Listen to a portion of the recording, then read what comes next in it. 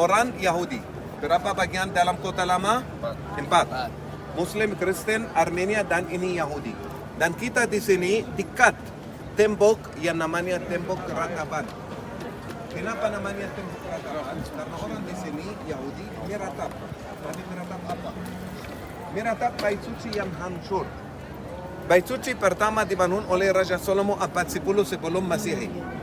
Tapi bait suci yang pertama dihancurkan oleh kerajaan Babylon oleh penguasa Nabukadnezar abad 6 sebelum Masehi. Tapi setelah 70 tahun dibangun kembali.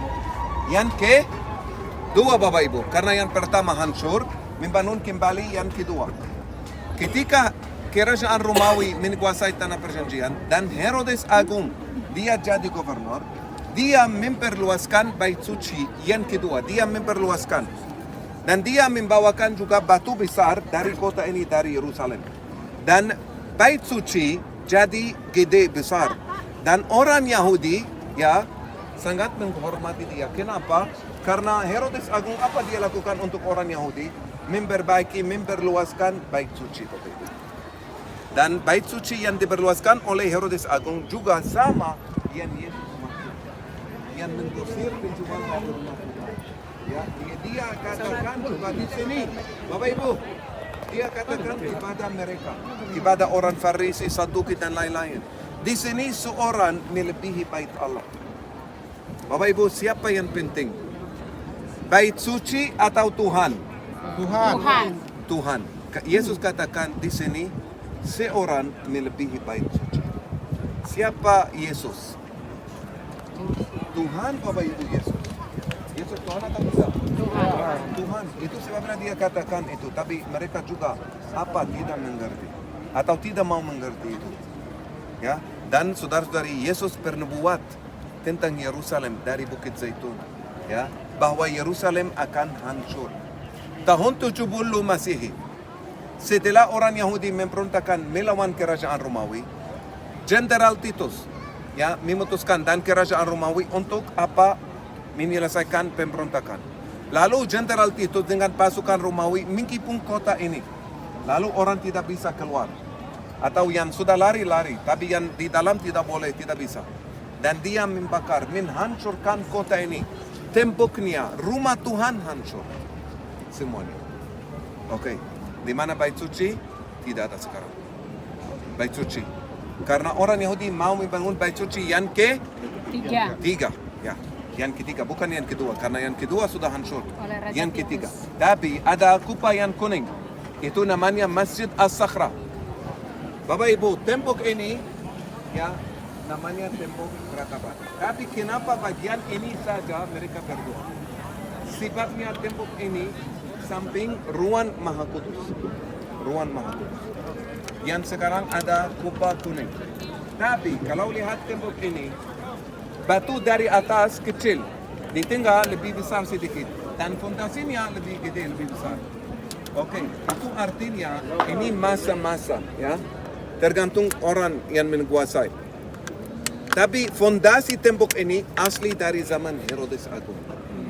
Lalu orang Yahudi harus tahu juga kiblat. Ketika dia mau doa harus tahu kiblat, Yerusalem. Ini orang melihat tembok. Seperti ya, ini kiblat dan ketika dia berdoa selalu begitu, ya. Apalagi ketika dia mau keluar beberapa langkah, baru dia mutar dan keluar, menghormati.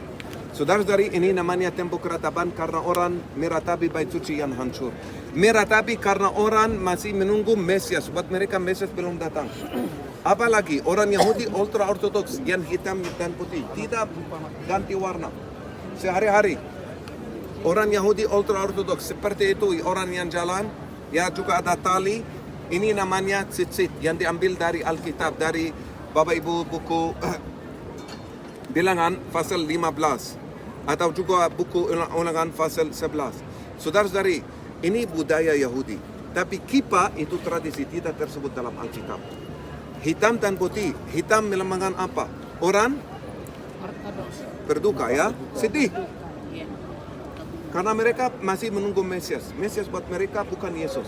Apalagi ada harapan mereka mau membangun bait suci. Karena banyak budaya 613 budaya, itu bisa lakukan di mana?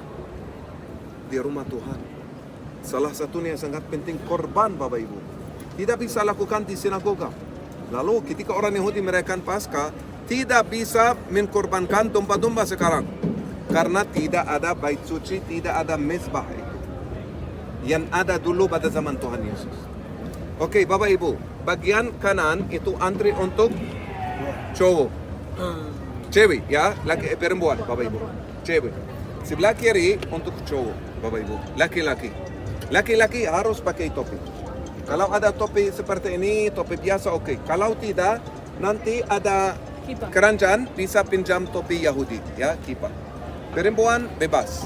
Oke, kita membatasi waktu karena Bapak Ibu ini susah. Aku tidak boleh masuk ke dalam.